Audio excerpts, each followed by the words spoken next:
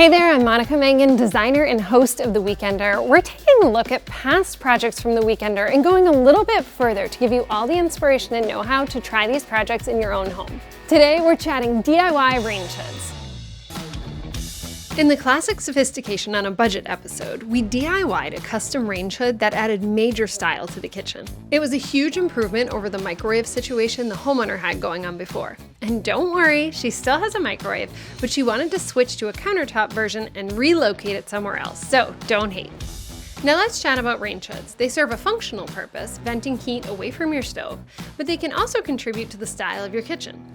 We started with a simple range hood from Lowe's, but DIY'd our way to making it a statement piece in this kitchen. First off, we installed the standard range hood. Your specific situation will determine the size and type that you need, but there are a few important things to consider. First, choose a hood that has controls on the underside so that you can still access them after your DIY build. And second, remember that we're going to cover it up, so it really doesn't matter what the range hood looks like to start with. Lowe's has a great variety of range hoods in-store and online. I was able to check out all of my in-store options with a super helpful Lowe's Red Vest associate.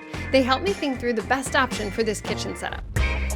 To build the frame of our range hood, we used 1x4 lumber and attached it with screws. Even though the hood is already securely installed, you want to make sure the new section is structurally sound. So we started at the ceiling, attaching into joists, and worked our way down. When we got to the actual range hood, we used shorter metal screws to attach the 1x's.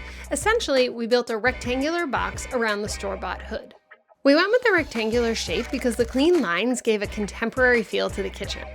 Taking it all the way to the ceiling added some intentional drama. The simple shape, when later paired with fluted molding, was the perfect old meets new combo.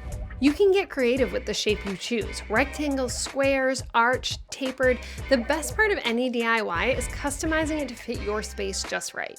Once our framework was up, we faced it with plywood. The plywood gives additional stability and acts as a base for our decorative finish material. Now for the fun part where we can add the decorative molding onto this plywood.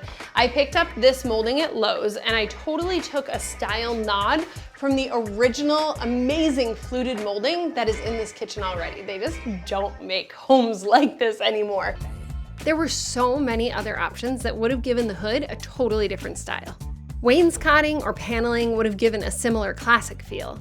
A stucco or spackle finish would add a unique texture and lean California cool style. You could even use tile or faux stacked stone. If you did that, you'd just want to swap out the plywood base with cement board.